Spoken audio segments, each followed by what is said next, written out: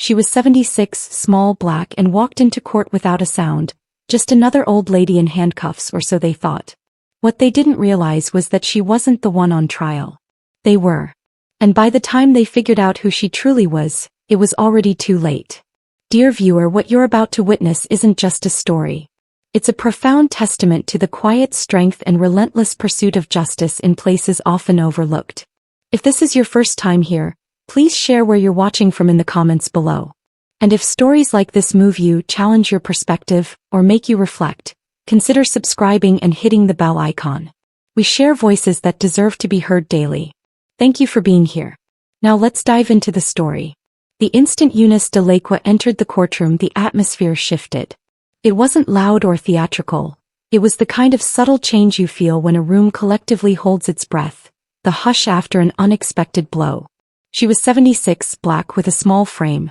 Her back might have yielded to time, but her eyes hadn't. They were sharp, keenly observant. Dressed in a faded blue dress as if passed down through generations, she moved with the deliberate pace of someone who had nothing left to prove and everything to reveal. But no one in Chain Lake County Courtroom 2B saw her that way. They saw an old black woman in handcuffs. The bailiff barely glanced at her.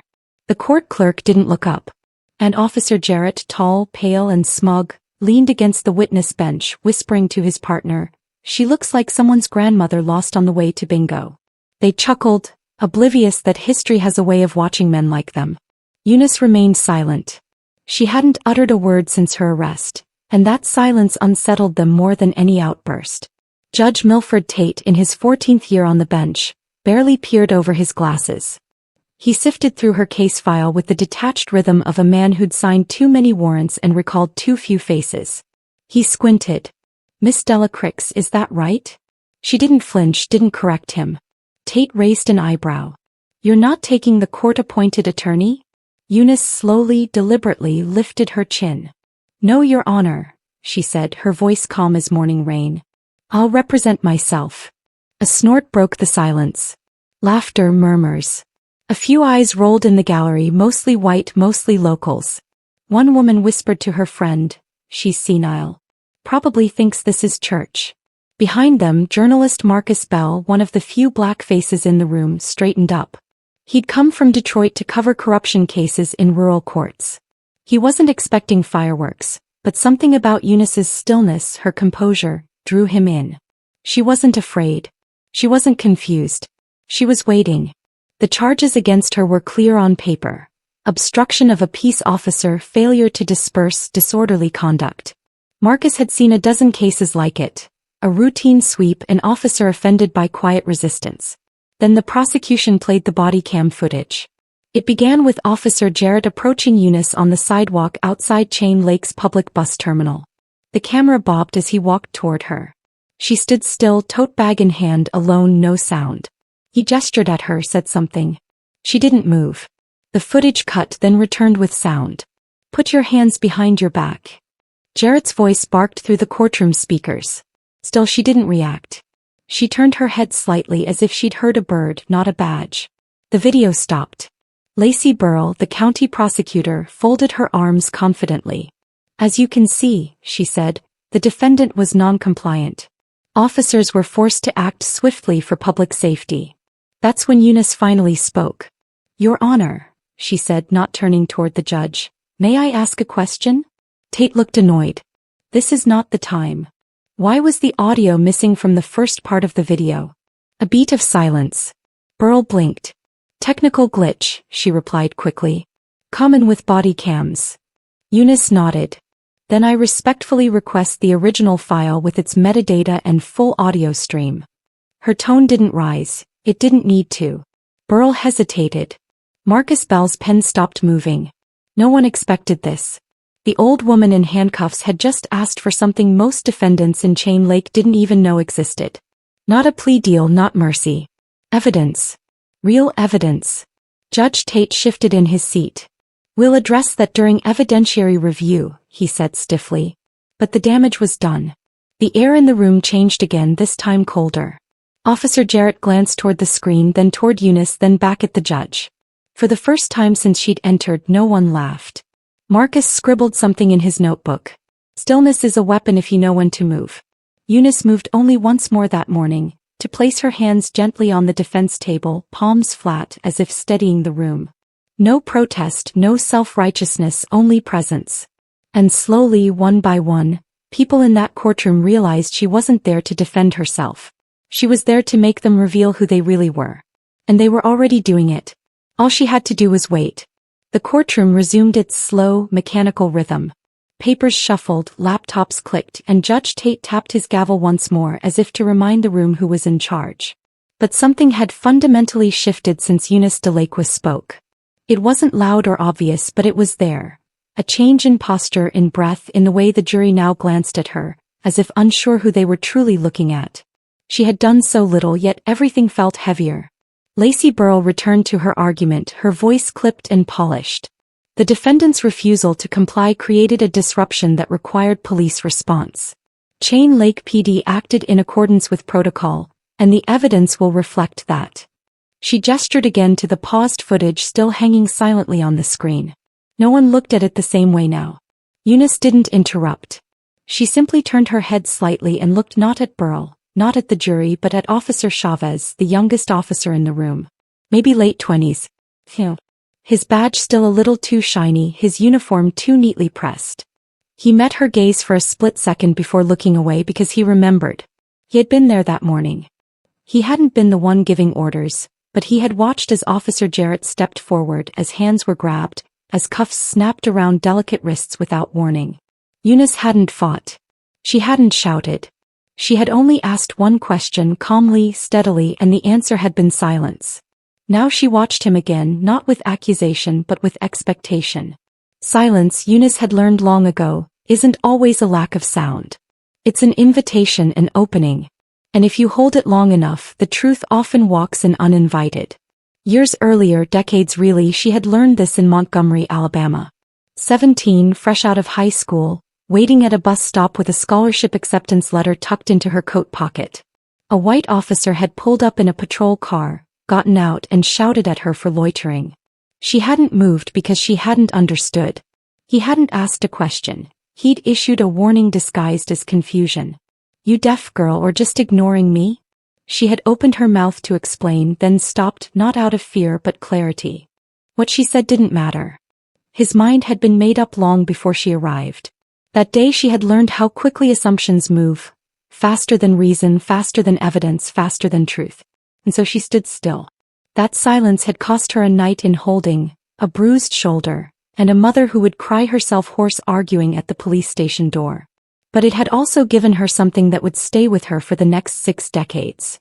The understanding that words can be twisted, but silence makes others choose their own. Back in the courtroom, Officer Jarrett sat smugly behind the prosecutor's table, arms crossed. He leaned in toward Burrell and muttered something beneath his breath. Burrell didn't respond. Her jaw was clenched now. On the bench, Judge Tate seemed increasingly restless. He tapped the edge of his folder again and again, eyes darting toward Eunice, then away. His voice, when he spoke, lacked its usual authority. "Miss Delacroix," he said, "you'll have your turn to speak in due course. Please refrain from interjecting again." Eunice simply inclined her head. "Of course, Your Honor." No protest, no defense, just presence. It was that presence that rattled them more than any outburst ever could. She wasn't challenging the system. She was letting it reveal itself. One twitch, one misstep, one overreaction at a time. Marcus Bell watched it unfold like a slow burn. He'd covered dozens of courtrooms across Michigan, from civil rights lawsuits to police brutality hearings. But this was different. Eunice hadn't given them anything to push against. That's what made them nervous. The court wasn't used to restraint. It was used to resistance, raised voices, angry gestures, desperate pleas. But not this. This was patience dressed in humility. This was strategy draped in age. The next witness was called. A transit worker named Shelby Griggs, a white woman in her mid-40s who'd been near the bus terminal that day. Her testimony was brief and unrevealing. She hadn't seen the full encounter. "Just a commotion," she said, "and someone not cooperating." The words fell flat now, like someone trying to describe smoke after the fire had been revealed. Then it was Eunice's turn to cross-examine. She rose slowly, not from frailty but from intention. She took 2 steps forward, hands clasped in front of her, and nodded gently to the witness. "Ms. Griggs," she began, "how many people were at the terminal that morning?" Griggs looked puzzled. Maybe a dozen." "And how many of them were asked to move by police?" Griggs hesitated. "I only saw the officers speaking to you. So, to your knowledge, I was the only one given commands? The only one arrested?" "Well, yes." Eunice nodded. "Thank you. That's all." She turned and walked back to the defense table, every step slow, unhurried. Deliberate. It wasn't about proving her innocence. Not yet. It was about proving that something here didn't add up. And the more she let the system speak, the more it said the wrong things. Marcus took a deep breath and typed a headline into his draft file. The court thought she was quiet. Turns out it was just loud enough. In the far corner, Officer Chavez swallowed hard. He looked at Jarrett, then at Burl, then at Eunice. And in that silence he realized maybe he hadn't spoken up that morning. Not because he didn't know what was happening, but because he did. And now, as Eunice returned to her seat and folded her hands gently on the table once again, she didn't need to look back at him, because silence, when held with enough care, becomes a mirror, and he had just seen his own face in it. For nearly 2 hours the courtroom hung in a strange tension. Unnamed, yet refusing to release its grip. Eunice Delacqua had said fewer than 50 words all morning, yet the room pulsed around her as if she were conducting a silent symphony no one could explain. The prosecution pressed forward, tightening their grip on procedural language and carefully curated evidence. Officer Jarrett returned to the stand with the swagger of someone who still thought he controlled the narrative. His version of events was clean, linear, emotionless. She failed to comply. She was unresponsive. I perceived her behavior as potentially threatening. It was all too familiar. Eunice didn't object. She didn't challenge the phrasing. She let him speak. Let him find comfort in front of a jury who now couldn't quite meet her gaze. But Marcus Bell, still watching from the gallery, knew this moment wasn't about refuting a lie. It was about waiting for the weight of that lie to collapse under its own arrogance. And then it began. It didn't start with drama. It began with a name. Near the back of the courtroom, a nervous young clerk from the Federal Oversight Office, constantly tapping at his laptop, slid his phone across the table toward one of the aides. A message had just arrived from a DOJ server in D.C. The clerk read the subject line again, squinting, then leaned into the assistant's ear. Within seconds the tension in the air coiled tighter. It moved fast, too fast for anyone to immediately understand. At first, the assistant stood and exited the courtroom. A second aide made a call. No one in the gallery knew what was happening, but Marcus noticed it. The shift, the flutter of bureaucratic anxiety, the kind that only happens when someone realizes they've missed something very, very important. Back on the witness stand, Officer Jarrett continued speaking, unaware the ground was eroding beneath him. At that point, the defendant continued to ignore lawful commands. We were left with no alternative. Eunice slowly rose from her chair. "Officer," she said, her voice soft, "when you approached me that morning, did you run my name through the system?" Jarrett blinked. "Yes." "And what did it return?" He paused. "Standard ID record. No warrants. Nothing notable." Eunice stepped forward, not dramatically, not aggressively, but with the quiet finality of someone who had waited decades to say what came next. "That's strange," she said, "because my file isn't stored in the standard system." She turned to the judge, her hands still at her sides.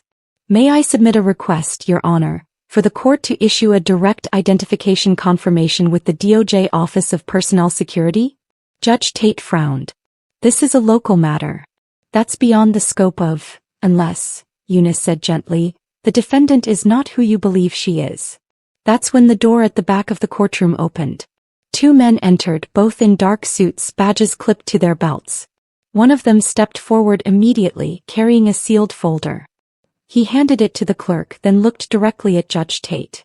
"My name is Agent Monroe, Internal Oversight, Department of Justice," he said, his voice firm but respectful. "Per order from Washington. We're here to confirm the identity of the defendant and to assume observation authority over these proceedings." The room gasped, but not Eunice. She remained motionless, calm. Judge Tate stammered. "This is highly irregular." "Not when the individual in question," Monroe interrupted, "holds a federal clearance level that supersedes this court's jurisdiction." He turned to Eunice, not at once. And in that moment the quiet woman in the fraying blue dress, the old woman they had mocked, ignored, underestimated, stood taller without straightening her spine. Eunice de Lacqua, Monroe continued, is not a defendant. She is a senior intelligence operative attached to the Federal Bureau of Investigation Civil Rights Division. Her presence here is part of an internal investigation into racial misconduct, systemic abuse of power, and due process violations in rural criminal courts. Jarrett's face drained of color. Burrell froze mid-sentence, lips parted but silent. Tate's gavel slipped slightly in his hand. No one spoke. Marcus Bell could barely move his pen. His breath caught in his throat as he wrote, "She wasn't pretending to be someone else. We just never bothered to ask who she really was." Eunice turned now not as a defendant but as a mirror to every person in that room. "You didn't recognize my name," she said softly. "Not because I was hiding but because you were never looking." She paused, scanning the jury, the officers, the judge. "I didn't come here to defend myself. I came to observe, to listen, to give you the space to show who you are when you believe no one is watching." Judge Tate, pale and rattled, tried to regain control. "You manipulated this court." "No," Monroe cut in. "She revealed it." What followed wasn't loud. It wasn't angry. It was simply devastating. Because in the silence that filled the room after that moment, everyone was left alone with their choices. With the laughter, the arrogance, the assumptions. The system didn't fail because of Eunice's silence. It failed because silence was the only thing it never knew how to interrogate. And now they had to answer to it. Not the woman they misnamed. Not the old lady in cuffs, but the name no one bothered to know until it was far too late. For all the shock that had rippled through the courtroom after Eunice de Lacqua's identity was revealed, what followed wasn't immediate collapse. It was denial, resistance, a stubborn clinging to the illusion of control. Judge Tate adjusted his robe with a deliberate calm, trying to reassert authority not through verdicts but through posture. Lacey Burrell flipped through her papers as if still searching for a version of events that could erase the one now unfolding in front of her. But something fundamental had shifted, and not because of titles or badges, because nothing about Eunice's presence had changed. She still sat with the same weathered dignity, the same folded hands, the same gaze that seemed to see 2 steps beyond the moment. The only thing that had changed was what the room finally allowed itself to see. This wasn't a performance. Nothing was manufactured. Every chuckle, every condescending glance, every lazy assumption, they were real, raw, documented. And suddenly the courtroom wasn't worried about what Eunice had done. It was terrified of what it had done in front of her. Agent Monroe remained at the edge of the room, clipboard in hand, not speaking unless spoken to. He didn't need to say anything. His presence was enough. The seal on his folder, the silence in his stance, it all said what needed to be said. This was now federal. And that made what happened next all the more devastating. Eunice stood, slow and steady, and asked the court to play the officer body cam video again, the same clip they had already reviewed.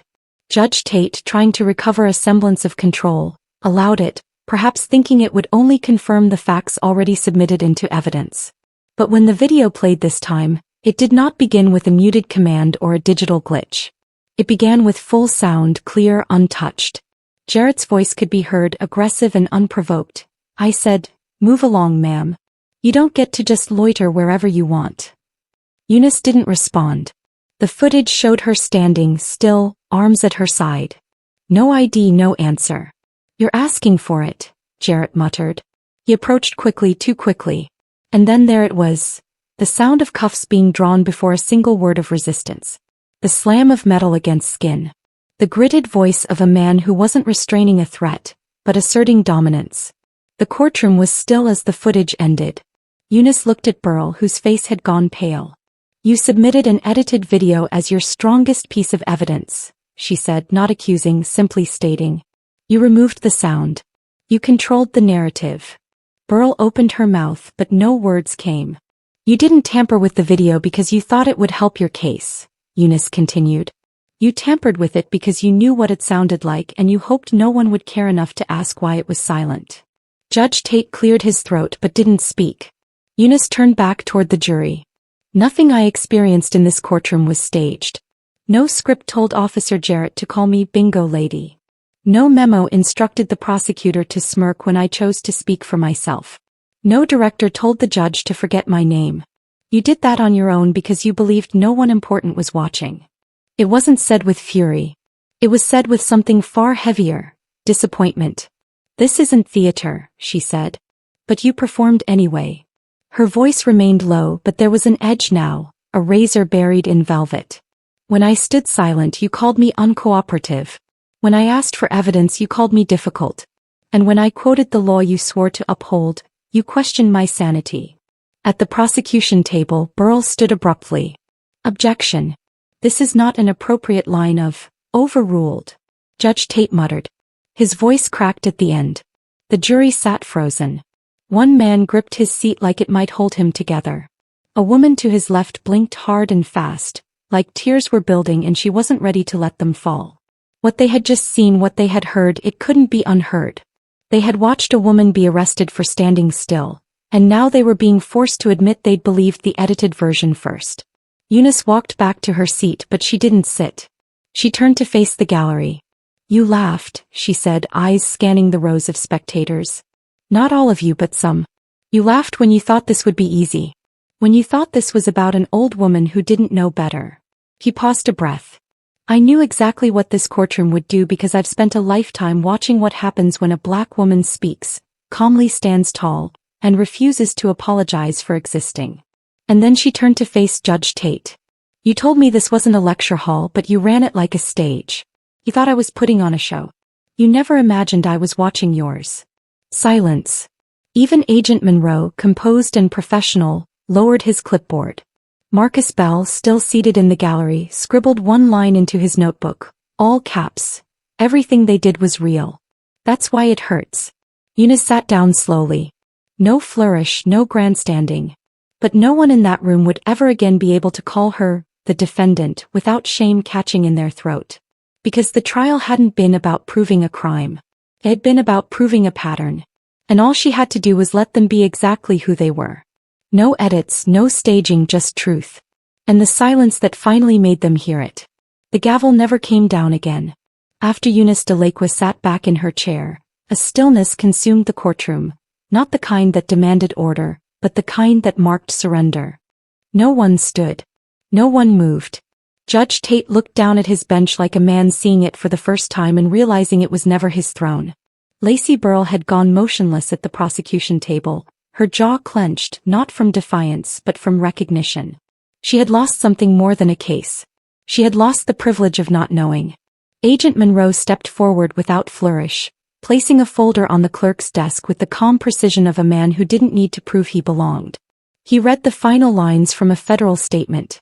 The Department of Justice was officially opening a full investigation into Chain Lake's judicial practices, including a review of all recent court cases overseen by Judge Tate. Every arrest conducted by officers Jarrett, Campos, and Deegan would be audited under federal oversight. Title 18, Section 242 would be applied, and accountability would no longer be theoretical. Officer Jarrett sat as if shackled to the seat beneath him, eyes flicking toward the door but knowing it led nowhere. Behind him, Officer Chavez stared down at his own hands, as if realizing too late that silence could either shield you or indict you. It was never neutral. When the marshals arrived to escort Jarrett and Campos out of the courtroom, there were no cuffs yet, but the weight of what waited beyond the courthouse steps was visible in every inch of their posture. What Eunice had done wasn't about punishment. It was about exposure. And there's a different kind of justice that happens when people are made to face themselves in public. Marcus Bell, still scribbling in the gallery, didn't know what to title his story. Every draft line he'd considered, the woman who waited, the courtroom that collapsed, the silence that spoke, now felt too small. He looked up at Eunice and realized this wasn't about what she said or even what she revealed. It was about what she made possible. A woman who walked into a courtroom in an orange jumpsuit had become the measure by which they would now judge themselves. Judge Tate finally spoke, but his voice was thinner now. Miss Delacroix, do you have anything else to add before we recess? She stood, slowly turned not toward him but toward the jury, toward the people who had been watching her, evaluating her, waiting for her to break a rule or a tone or a code. I'm not here to tell you what justice should look like, she said, her voice steady. I'm here to ask if what you saw today looked anything like it. She looked from one juror to the next, not accusing, not pleading. Justice isn't how loudly you defend the law, she continued. It's how carefully you listen when it's being misused. And it's what you do when no one's supposed to be watching. She paused. Let the silence fill the room again. I didn't speak because I wanted to see what this court did when it believed I couldn't fight back. That's the kind of justice we rarely get to measure. What happens when someone's presumed powerless? She turned back to Judge Tate. I never raised my voice, Your Honor. And yet the whole courtroom flinched. She sat down again the way she always did, gently, quietly, deliberately. Outside, word had already begun to spread. The hallway was full of reporters, some who had never cared much for local trials, but now found themselves racing for space. Federal vehicles lined the curb. And across state lines, phones buzzed with forwarded clips, headline screenshots, fragments of audio from inside the courtroom. By the time the DOJ held their official press conference 2 days later, the clip of Eunice saying, "Silence isn't surrender. It's surveillance," had already gone viral. But Eunice didn't attend the press conference. She didn't issue a personal statement. She didn't take interviews. Instead, she visited an elementary school on the west side of Chicago, her old neighborhood. She stood at a microphone in a library filled with fourth graders and said only this. When someone tells you quiet people have nothing to say, don't believe them. Quiet people are listening. And one day they'll ask the question that changes everything. A teacher in the back wiped her eyes without making a sound. A boy in the front row stared like he was seeing a superhero in real life. Later that night, Marcus Bell finished his story. He didn't frame Eunice as a savior. He didn't dramatize the courtroom collapse. He wrote it exactly as it was. A system that exposed itself in the presence of someone who refused to mirror its rage. His article ended with a single line. Justice doesn't always arrive with a siren. It sometimes walks in old shoes, sits still and listens until the room convicts itself.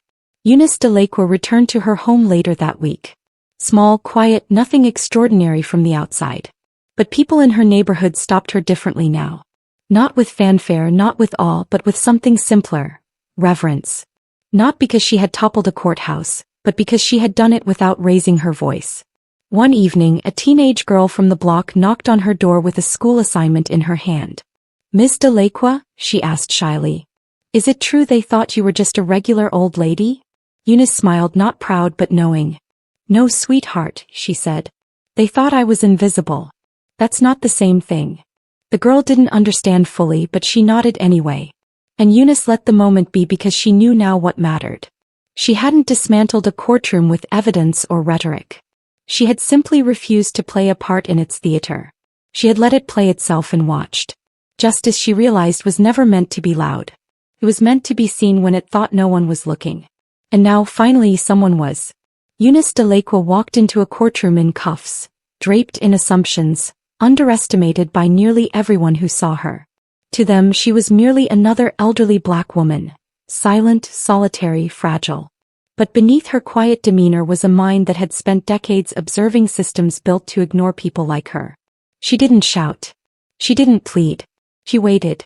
She waited as judges mocked her, officers disrespected her, and lawyers dismissed her. And when they revealed who they truly were, when they exposed their biases without knowing she was watching, she revealed herself not as a defendant, but as a senior federal investigator.